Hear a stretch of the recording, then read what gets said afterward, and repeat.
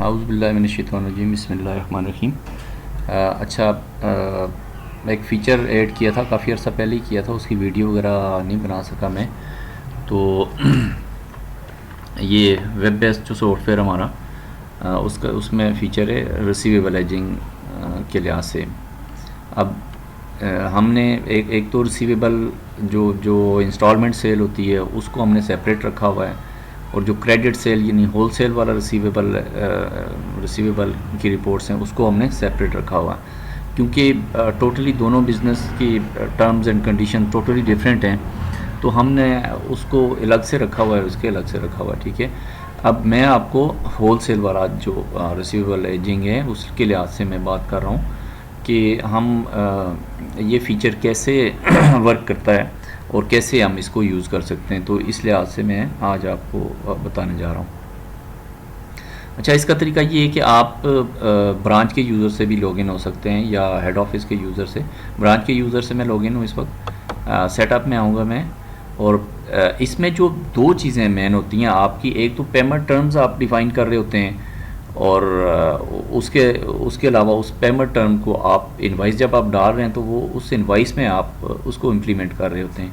अच्छा, पहले मैं आपको बताऊंगा कि पेमेंट टर्म्स हम कैसे डिफ़ाइन करते हैं। सेटअप में आया हूँ, उसके बाद मैं पेमेंट टर्म्स में आ गया, और यहाँ पे हमने कुछ पेमेंट टर्म्स मैंने ऑलरेडी डिफ़ाइन की हुई हैं, तो मैं इन्हीं को मैं बता देता हूँ कि क्या फंक्शनैलिटी होती है, इसकी कैसे वर्क करती हैं। फॉर एग्ज़ाम्पल नेट 30 है। अब नेट 30 में अकाउंट रिसीवेबल पेमेंट टर्म्स ये होती है कि आपने आपके जो कस्टमर है उसको जो आपने इनवाइस दी है वो 30 दिनों में ड्यू हो रही है। अब यहाँ पे आपने आप इसको नेट 30 लिख के और आपने 30 डेज़ में 100% इसको ड्यू कर दिया है। आप फर्दर इसको स्प्लिट भी कर सकते हैं। फॉर एग्ज़ाम्पल अगर हम यहाँ पे इसे ऐसे करना चाहें कि 50% जी 15 डेज़ के बाद ड्यू हो जाए, और बाकी जो 50% है यानी 100% ड्यू हो 30 डेज़ में, ठीक है। यानी 50% यहाँ पे ड्यू हो जाएगी और फिर नेक्स्ट 50% आपकी नेक्स्ट 30 डेज़ में ड्यू हो जाएगी। ऐसे भी आप डिफ़ाइन कर सकते हैं, या कुछ ये यानी मुख्तलिफ जितनी मर्ज़ी आप पेमेंट टर्म्स यहाँ पे डिफ़ाइन कर सकते हैं, ठीक है। यहाँ पे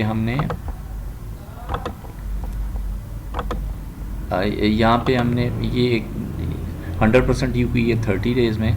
फिर नेक्स्ट पे जाते हैं नेट 60।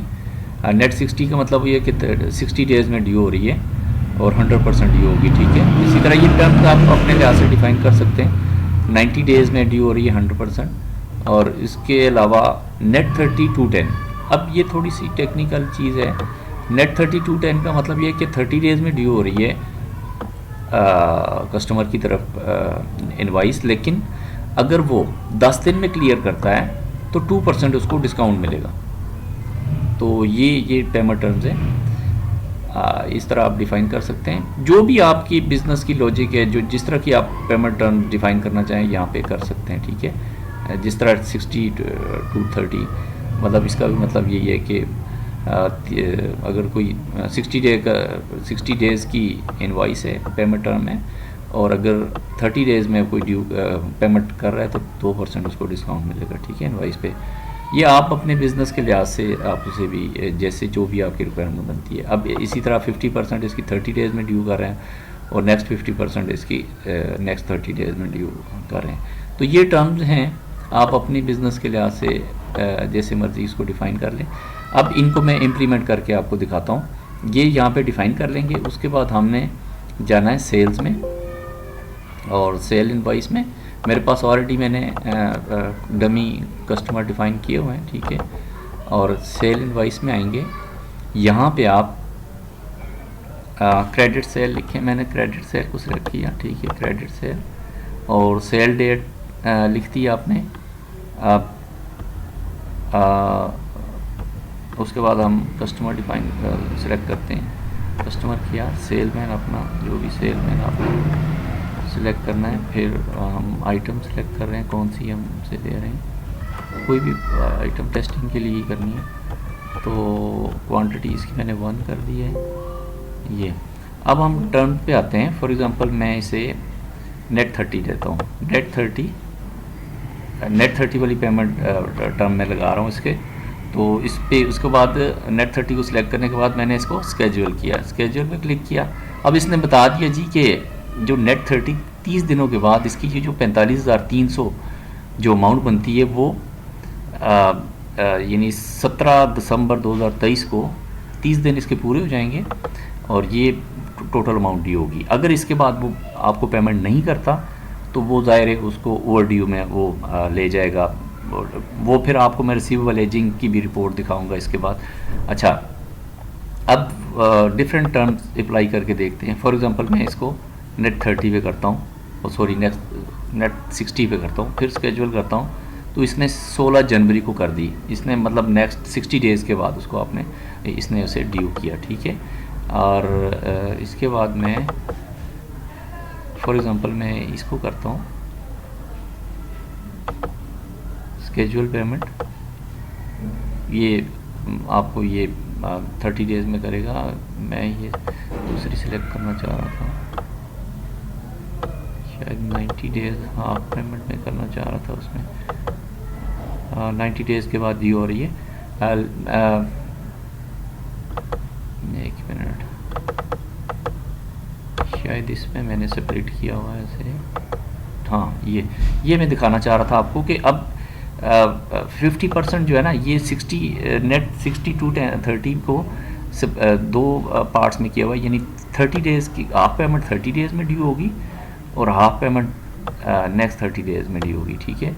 यानी 22,650 रुपया 17 दिसंबर 2023 को ड्यू होगा और फुल जो ड्यू हो जाएगी वो 45,300 ये 16 जनवरी को 2024 को ड्यू होगी। तो ऐसे ये वर्क करता है। इसको जैसे हम सेव करेंगे तो वो इस पर इम्प्लीमेंट कर देगा, आपको इम्प्लीमेंट करके दिखा देगा। मैं इसकी डेट थोड़ा पीछे करके, ताकि मैं ये चाह रहा हूँ कि इसको भी हम इम्प्लीमेंट कर लें,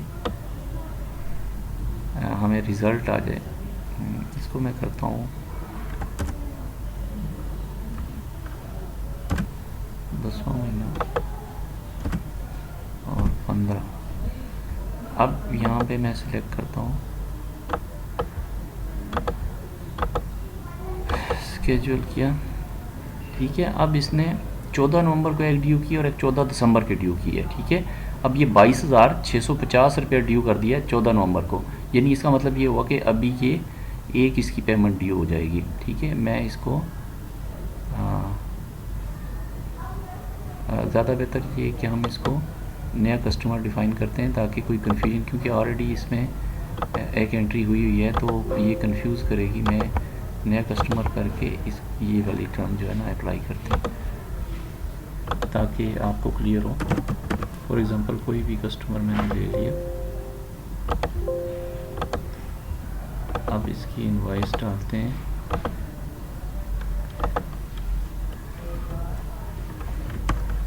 खाली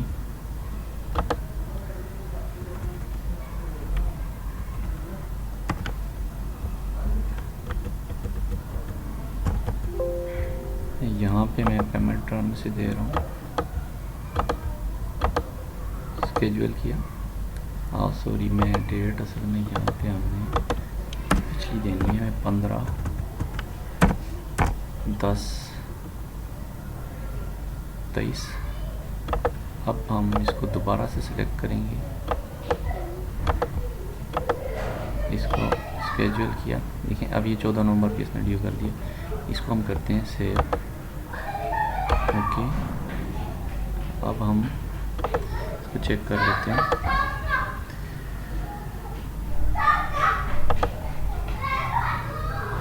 वापस जाते हैं। अब ये रिसीवेबल एजिंग हमें दिखाएगा। रिसीवेबल एजिंग पे क्लिक किया मैंने, ये रिपोर्ट रन हुई हमारे पास। अब ये देखें जी,